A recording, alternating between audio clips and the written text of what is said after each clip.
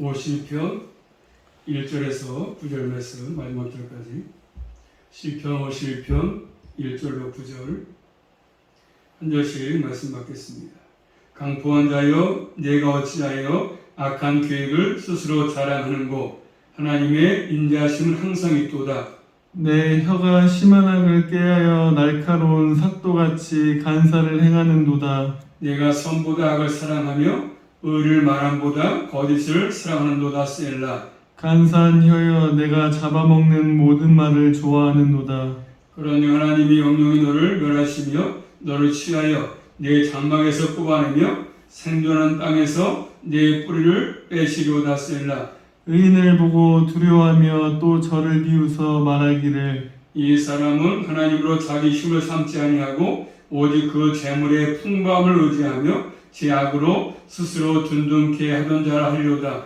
오직 나는 하나님의 집에 있는 푸른 감람나무 같으며 하나님의 인자하심을 영영히 의지하리로다. 주께서 이를 행하셨으므로 내가 영영히 주께 감사하고 주의 이름이 선함으로 주의 성도 앞에서 내가 주의 이름을 의지하리이다. 아멘. 기도합니다. 하나님 감사합니다. 한동안 동안도 사랑해 주셔서 은혜 가운데 품어주시며 또 저희들 복된 자리에 불러주심으로 아버지 앞에 나와서 신령과 진정으로 예배하게 하시니 감사합니다. 이 한 시간 또 주의 말씀을 상고하려고 합니다.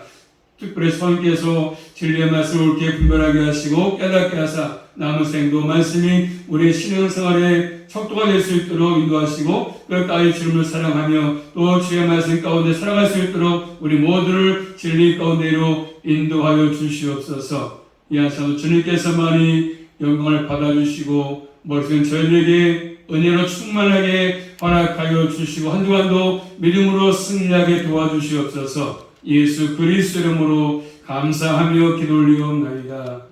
아멘. 제목 따라하겠습니다. 하나님의 인자하심을 영영히 의지하리로다. 영영히 의지하리로다. 그런 제목입니다. 말씀이 뭐죠? 말씀. 이 시편 50편은 언제 쓰여졌는지 그 배경이 나와 있지 않습니까? 표지판에 보시면 다윗의 마스길, 이 마스길은 교훈 그런 뜻을 갖고 있는데 또 이것은 지혜의 시다. 지혜의 시. 그래서 50편은 하나님을 신뢰하는 것이 지혜를 잘 가르치고 있습니다. 이 시편이 쓰게 된 배경이 나와 있지 않습니까? 에돔인 도액이 사울에게 이르러서 다윗이 아히멜렉의 집에 왔더라. 그러면서 그때 말하는 때에 이렇게 되어 있습니다. 표지문에 보시면 이 말씀은 구약의 사무엘상 21장과 22장에 나와 있거든요. 거기 말씀 보시면 다윗은 사울이 죽이려고 하자 사울을 떠나가지고 도망가지 않습니까? 다윗은 도망가던 도중에 노베에 있는 제사장이었던 아히멜렉이 가가지고 음식과 칼을 얻습니다. 자, 한 말씀 볼까요? 22장, 사무엘상 22장 말씀 보시면 22장 먼저 9절부터 10절 말씀 보시면 같이 읽어볼게요. 말씀은 사무엘상 22장 9절 말씀 10절 말씀 시작.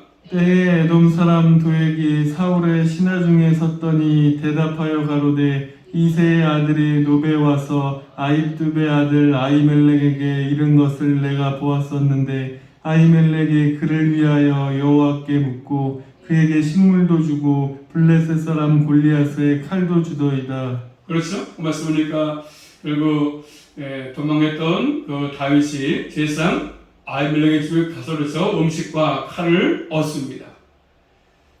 그래서 이것을 사울의 임금이었던 신하 가운데 한 사람이었던 에돔 사람 도액이 그걸 알게 됐습니다. 그래가지고 그 사실을 사울에게 말하지 않습니까? 그래서 도액은 사울의 목자장. 자, 사무엘상 21장 7절 말씀 보시면 그날에 사울의 신하 한 사람이 여호와 앞에 머물러 있었는데 그는 도액이라 이름하는 에돔 사람이요 사울의 목자장이었더라. 그래서 사울의 목자장이었습니다. 도액. 그래서 사울의 목자들과 양떼를 책임졌던 사람이 도액입니다. 그 도액이 지금 자기에서 사울에게 지금 다윗이 왔다는 것을 얘기하는 것이죠. 사울에게 구하지 않습니까? 그러니까 사울은 그 얘기를 듣고 이제 저 하나님의 제사장을 다 죽여라 명령합니다. 그렇지만 그 명령 앞에 신하들이 하나님의 제사장들을 죽이기 싫어했습니다. 그러니까 이제 마지막으로 도액에게 말합니다. 그래서 도액이 그 말을 듣고 사울의 말을 듣고 지금 도액이 이제 그리고 제사장을 죽이고 또 노베 남녀 아이들 젖먹는 자까지 다 칼로 죽이지 않습니까? 그런 내용들이 사무엘상 22장 18절 19절 나오지 않습니까? 아주 악한 짓을 행했습니다. 하나님을 두려움이 모르는 그런 짓을 행했습니다. 도액이 사울의 목장이었던 도액이 이 소식이 다윗에게 들려왔습니다. 다윗이 이 소식을 듣고 이 시편을 쓴 것입니다. 자, 첫 번째로 말씀하시는 강포한 자를 말씀하죠. 포악한 자, 강포한 자. 1절부터 5절 말씀은 강포한 자를 말씀하십니다. 강포한 자 누굽니까? 도액이죠, 도액. 1절 말씀하시면 강포한 자여 부르며 시작하지 않습니까? 이 말은 용사, 여기도 쓰이는 말입니다. 용사, 강포한 자, 포악한 자, 힘이 센 자, 용사.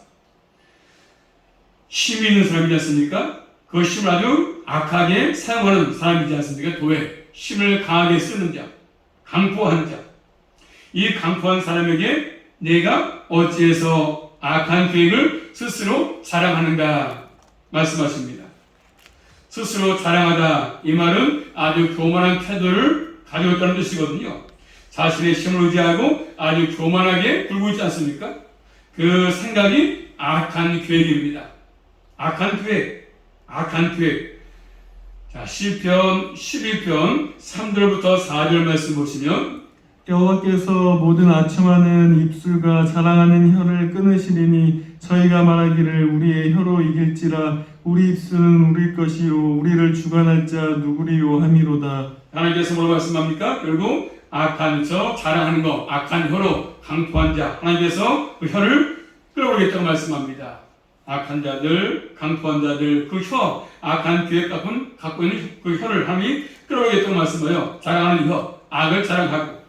또 에레미야 9장 23절, 24절 말씀 보시면 여호와께서 이같이 말씀하시되 지혜로운 자는 그 지혜를 자랑치 말라 용사는 그 용맹을 자랑치 말라 부자는 그 부함을 자랑치 말라 자랑하는 자는 이것으로 자랑할지니 곧 명철하여 나는 아는 것과 나 여호와의 인내의 공평과 정직을 땅에 행하는 자인 줄 깨닫는 것이라 나는 이 일을 기뻐하노라 여호와의 말이니라. 아멘. 자, 역시 마찬가지지 않습니까? 그 말씀이니까 자신의 지혜를 자랑하고 자신의 용명을 자랑하고 자신의 부함을 자랑할 때 하나님께서는 그런 교만한 태도를 지적하십니다. 그리고 주님을 아는 걸 자랑하는 게 필요한 것인데 주님을 자랑하지 않고 자신을 이런 것도 자랑하지 않습니까? 자신의 지혜 있다고 똑똑하다고 용명을 자랑하고 부함을 자랑합니다. 가진 것이 많다고 자랑하지 않습니까? 자, 이렇게 강포한 자를 주는 말씀하십니다. 포악한 자. 스스로 자기 계획이 그래서 아주 올바르다고 자랑하는 자를 하나님이 그래서 얘기하고 있습니다. 교만한 태도. 그렇지만 하나님의 인자하심이 항상 있다고 말씀하지 않습니까? 하나님의 인자하심이 항상 있기 때문에 강포한 자가 원하는 대로 모든 것들이 되지 않을 것이다. 이렇게 주는 말씀하십니다. 아무리 그들이 강포하고 또 그런 계획을 자신의 힘을 자랑하지만 그런 모든 것들을 결국 그대로 계획대로 되지 않을 것이다. 강포한 자가 그 힘으로 무엇인가를 하려고 하지만 악한 계획을 세우지만 그대로 하나님이 놔두지 않을 것이다. 계획을 세워서 강포한 자가 얘기하고 그런 사람을 살아가지만 하나님이 그냥 두지 않을 것이다. 그들의 계획대로 되지 않을 것이다 말씀하십니다. 자, 그러면서 다시 본 말씀 2절 말씀이니까 강포한 자의 혀를 말씀을 혀. 내 혀가 심한 악을 꾀했다고 말씀하십니다. 꾀했다. 이 꾀함은 1절에 말한 것처럼 악한 계획과 같은 의미 아니겠습니까? 악한 계획, 악한 꾀. 마음으로 하는 거죠, 마음으로. 그 혀가 날카로운 삭도 같다고 말씀하고 삭도 같다, 날카롭다. 자, 시편 55편 뒤에 가서 보시면 55편 21절 말씀 보시면 칼 같은 말입니다. 악한 계획, 칼. 사람을 해치는 칼입니다. 사람에게 해를 끼치는 칼, 간사함이 있는 것이지 않습니까? 혀의 간사함은 날카로운 삭도 같다 이렇게 말씀하십니다. 이런 사람은 3절 말씀 보니까 선보다 악을 사랑하며 의를 말함보다 거짓을 사랑한다고 말씀하지 않습니까? 자, 하나님의 은혜로 구원받은 백성이라면 악을 미워하고 선을 사랑하고 거짓을 미워하고 의를 말해야 되는 것입니다. 하나님을 사랑하는 사람들은 이렇게 악을 미워하지 않습니까? 그러나 반대로 하고 있습니다. 선과 의를 말하는 것을 미워하고 악과 거짓을 사랑합니다. 그리고 이런 모습들은 하나님 없이 살아가는 사람들의 모습이지 않습니까? 오늘도 하나님을 섬기는 사람들은 이렇게 악을 사랑합니다. 거짓을 사랑하지 않습니까? 그래서 4절에 말한 것처럼 간사한 혀다, 간사하다, 혀를 말합니다. 혀. 강포한 자가 간사한 혀를 가지고 있지 않습니까? 이 혀는 남을 해치는 혀입니다. 혀를 올림으로써 하나님을 섬기는 사람들을 죽도록 하지 않습니까?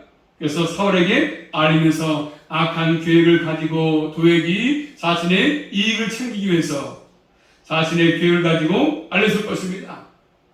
그래서 이 악한 자, 강포한 자, 자신의 어떤 이익을 챙기기 위해서 사울에게 이기는 것이지 않습니까? 그래서 7절 말씀 보니까 재물의 풍부함을 의지한다. 이 말씀 보니까 그리고 이 도액도 마찬가지로 악한 자이기 때문에 강포한 자이기 때문에 그 재물을 얻기 위해서 자신의 이익을 챙기기 위해서 그 혀를 가지고 간사하게 사울에게 이기는 것이죠. 놀린 것이지 않습니까? 이런 사람에 대해서 하나님이 심판이 선언됩니다. 5절 말씀 볼까요? 5절입니다. 그런즉 하나님이 영영이 너를 멸하시며 너를 취하여 내 장막에서 뽑아내며 생존하는 땅에서 내 뿌리를 빼시리로다. 셀라. 아멘. 하나님의 심판이 선포되지 않습니까? 이런 간포한 자들, 간사한 혀로 말한 자들. 그런즉 하나님이 영영이 너를 멸하신다. 너를 취해서 장막에서 뽑아내신다. 그리고 생존한 땅에서 내 뿌리를 뺀다고 말씀하십니다. 하나님께서 너를 취하신다. 하나님이 취하시니까 도망칠 길이 없어지는 것입니다. 길이 막히는 것입니다. 하나님께서 왜 취하십니까? 그를 멸하기 위해서, 심판하기 위해서입니다. 강포한 자를. 하나님의 심판이 어떻게 이루어집니까? 내 장막에서 뽑아낸다고 말씀하십니다. 장막에서 뽑아내가지고 찢어버리시면 파멸. 그리고 생존하는 땅에서, 사라진 땅에서 내 뿌리를 빼버린다고 말씀하십니다.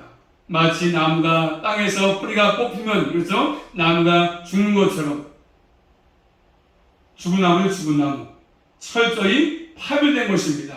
하나님의 심판으로 이렇게 하겠다고 말씀하십니다. 누구를요? 강포한 자를. 하나님의 심판은 이 땅에서로 나타납니다. 5절의 말씀은 이 땅에서 이루어지는 하나님의 심판이 있을 것임을 잘 시사하는 말씀이거든요. 강포하고 간사한 혀로 사람을 해치고 실제로 칼로 하나님의 제 사람들을 죽인 그 사람에 대해서 하나님께서 심판을 행하시는데 반드시 뿌리까지 뽑아서 심판하겠다고 말씀하십니다. 그러면서 6절 말씀 보니까 그런 것들을 보면서 강포한 자가 망하는 거 보면서 의인이 그걸 보고 두려워한다. 이렇게 말씀합니다. 하나님께서 악인을 심판하고 악인들이 망하는 거 보면서 의인들은 두려워할 수밖에 없지 않습니까? 야, 참 두렵다. 하나님이 살아계시구나. 하나님을 경외하는 사람들은 하나님의 심판하심 보면서 이런 마음 마땅히 갖지 않습니까? 하나님이 살아계시구나. 두려움이 생길 수밖에 없는 것입니다. 악인들이야 하나님의 심판하심이 나타나도 두려워하지 않겠지만 하나님의 택한 백성들은 그걸 보면서 두려움이 생길 수밖에 없는 것입니다. 하나님은 그들의 교만한 마음을 꺾기 위해서 그렇게 이런 것들을 행하시는 것들입니다. 잠시는 잘할지 모르겠지만 득세할지 모르겠지만 반드시 하나님이 심판다고 말씀하십니다. 뽑아낸다고 말씀하지 않습니까? 또 두 번째로 말씀 보시면 하나님의 인자하심을 영영히 의지하라고 말씀하십니다. 6절부터 9절 말씀이지 않습니까? 이제 의인들은 하나님을 두려워할 줄 알고 하나님의 인자하심을 의지하는 사람이라 말씀하십니다. 자, 6절 다시 보고 6절 말씀 시작. 의인이 보고 두려워하며 또 저를 비웃어 말하기를. 의인이 보고 두려워한다. 강포한 자를 망을 보면서 두려워한다고 말씀하고 그리고 또 저를 비웃어 말한다. 이 비웃다는 것은 악인이 망을 보면서 그냥 비우는 것이 아니라 통적인 표현이에요. 통적인 표현. 악인이 망을 보면서 배가 좋아서 하는 것이 아니라 통적인 표현입니다. 악인이 망해도는 비웃으면 안 되는 것이지 않습니까? 자, 이 말씀, 악인이 하나님의 심판에서 설저히 화면의 것을 보면서 두려워하고 악인의 자랑, 악인의 의인에서 얼마나 그것이 어리석은 것임을 어리석은 것임을 말씀합니다. 또 7절 말씀 보시면 악인, 포악한 사람은 어떤 생각을 갖고 있습니까? 그들은 어떤 생각을 가지고 살고 무엇을 의도하고 사는 것을 잘 말씀하십니다. 악인들은, 포악한 사람들은 항상 생각이 잘못된 것이지 않습니까? 또 뭘 의도하며 살고 있습니까? 자, 말씀 볼까요? 7절 말씀 보십니다. 한번. 이 사람은 하나님으로 자기 힘을 삼지 아니하고 오직 그 재물의 풍부함을 의지하며 제 악으로 스스로 든든케 하던 자라 하리로다. 아멘. 자, 포악한 사람들, 간포한 사람들은, 악인들은 뭘 의지합니까? 예, 하나님을 자기 힘으로 삼지 않습니다. 오직 그 재물의 풍부함, 물질의 풍요함을 의지합니다. 그래서 제 악으로 스스로 든든케 하던 자라 말씀하시지 않습니까? 자, 악인들은 하나님을 자기 힘으로 삼지 않습니다. 재물의 풍부함을, 물질을 자기의 힘으로 삼고 사는 것이죠. 이 힘, 다른 것으로 보면 성, 다시 말하면 요새, 피난처입니다. 결국 이 악인들은, 강포한 자들은 하나님을 피난처로 삼지 않습니다. 그리고 자기 재물의 풍부함을 의지합니다. 오로지 재물의 풍부함. 그래서 그 재물이 자기의 죽음까지라도 해결할 것처럼 사는 것이지 않습니까? 죽음 앞에 아무리 재물이 많아도 의미가 없는 것에 불구하고 그 재물이 의미 있는 것처럼 살아가는 것입니다. 또 스스로 악으로 스스로 든든하게 했다. 든든하게 자신의 힘을 의지하지 않습니까? 악을 가지고 스스로 든든하게 했던 것이 든든하게 남을 해하고 파멸시키고 자신의 힘을 드러내지 않습니까? 자신의 힘을 가지고 상대방을 깔보고 무시하고 넘어뜨리고 그렇기 때문에 1절부터 4절같이 삶을 살아갑니다. 악인들은. 악인은 이 세상의 삶에서 그런 삶을 사는 것이죠. 이런 것도 우리가 경험하지 않습니까? 야, 악인이 득사하는 거 우리가 보지 않습니까? 그렇지만 의인들은 하나님의 인자하심을 의지하며 살아갑니다. 8절 말씀 보겠습니다. 한번. 오직 나는 하나님의 집에 있는 푸른 감람나무 같으며 하나님의 인자하심을 영영히 의지하리로다. 아멘. 전혀 다른 삶을 살지 않습니까? 의인들은 하나님의 인자하심을 의지하며 살아갑니다. 오직 나는 하나님의 집에 있는 푸른 감나무 같아서 하나님의 인자하심을 영영히 의지한다고 말씀하죠. 재물의 풍부함을 의지하며 제약으로 든든케 하던 사무엘서 말씀하셨는데 그와 계주에서 말씀하지 않습니까? 이제 의인들은 하나님의 인자하심을 의지합니다. 6절에 의인은 하나님의 인자하심을 의지하는 사람이거든요. 하나님의 인자하심을 의지하는 사람은 하나님의 집에 있는 무엇입니까? 푸른 감나무 같습니다. 하나님의 인자하심으로 흔들림이 없이 서가지고 어떤 것이 온다 할지라도 흔들리지 않고 결국 진정한 풍부함을 유지합니다. 자, 시편 1편 3절의 말씀같이 시냇가의 시문나무처럼 가뭄이라도 마르지 않는 것이지 않습니까? 의인들은 또 시편 92편 12절부터 14절 말씀 보시면 의인은 종려나무같이 번성하며 레바논의 백향목같이 발육하리로다. 여호와의 집에 심겼으며 우리 하나님의 궁정에서 흥왕하리로다. 늙어도 결실하며 진액이 풍종하고 빛이 청정하여. 아멘. 자, 의인은 뭐같습니까? 종려나무같이 번성하다. 레바논의 백향목같이 발육한다. 여호와의 집에 심겼다. 우리 하나님의 뜰 궁정에서 흥할 것이다. 번성할 것이다 말씀하십니다. 의인들은. 또 뭐라 말씀합니까? 그는 늙어도 결실하고 진액이 풍족하고 빛이 성토하다고 말씀합니다. 오늘 본 말씀과 같은 의미 말씀하겠습니까? 의인들, 하나님의 집에 있는 푸른 감나무 같은 것이죠. 또 구약성경 에레미야 17장 7절로 8절 말씀 보시면 그러나 무릇 여호와를 의지하며 여호와를 의뢰하는 그 사람은 복을 받을 것이라. 그는 물가에 심기운 나무가 그 뿌리를 강변에 뻗치고 더위가 올지라도 두려워 아니하며 그 입이 청정하며 가무는 해에도 걱정이 없고 결실이 그치지 아니함 같으니라. 아멘. 여호와를 의지하는 사람은 뭐 받습니까? 복을 받는데 그 물가에 심겨진 나무 같아서 더위가 와도 두려워하지 않고 잎이 청청하고 가문에도 걱정이 없고 결실이 그치지 아니한다고 말씀하십니다. 이 하나님을 인자하심을 의지하고 사는 사람들은 이 세상에 의해서 흔들리지 않고 백성으로서 이런 결실을 맺는 삶을 살 것을 말씀하지 않습니까? 자, 그러면 우리 모두는 이렇게 강포한 자로서 악인의 삶을 사는 자가 아니라 그래서 의인의 삶을 사는 거 아니겠습니까? 그래서 9절 말씀 보시면 의인들은 결국 모든 것 주께서를 행하셨기 때문에 내가 영광이 주께 감사한다고 합니다. 하나님을 찬송하지 않습니까? 감사의 찬송이지요. 하나님께서 행하신 것은 악에 대해서 심판하시고 의인은 하나님의 집에서 보존하게 하신다. 그렇게 말씀하는 것이죠.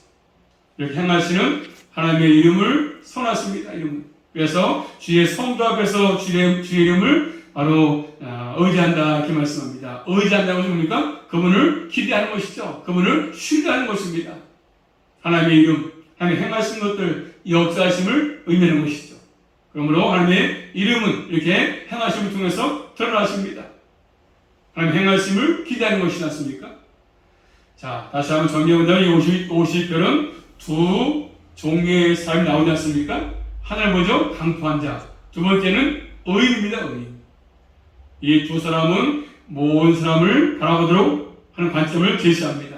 그리고 한 종류의 사람은 강포한 사람은 결국 이 세상 재물을 의지하고 자신을 의지하지 않습니까? 그러면서 아주 간사한 혀로 포악하고 이런 것들을 행합니다. 또 하나는요, 하나님의 인자하심을 의지하는 사람이죠. 의죠, 의인.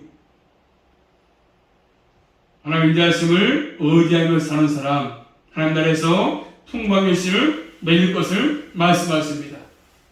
다시 정리하면 한 사람 도회, 강포한 자, 한 사람은 다윗, 의인이지 않습니까? 이 두 사람을 통해서 이런 깨달음을 주시는 것들입니다. 우리 모두는 이 도액이 아니라 강포한 자가 아니라 다윗처럼 의인으로서 남은 생도 늘 다른 것을 의지하지 말고 주님을 의지해서 다시 한번 복 있는 자로서 인생을 살아갈 수 있기를 주님의 이름으로 축복합니다. 기도합니다. 살아계신 아버지 감사합니다. 오늘 시편 50편의 말씀을 통해서 이 땅에 두 종의 사람이 있음을 잘 교훈해주고 있습니다. 강포한 자 도액처럼 또 의인이었던 다윗을 통해서 깨닫게 하신 아버지, 늘 저희들 간사한 자가 되지 않게 하시고 날마다 주님께서 믿음을 부어주셔서 날마다 주의 인자하심을 의지하게 하시고 또 주님을 신뢰하게 하시고 또 주님을 기대하게 하셔서 남은 생도 복된 삶을 잘 살아갈 수 있도록 인도해 주시고 세상 재물 때문에 늘 주님과 멀어지지 않도록 우리 모두에게 은혜를 충만하게 베풀어 주시옵소서. 예수 그리스도의 이름으로 감사하며 기도 올리옵나이다. 아멘.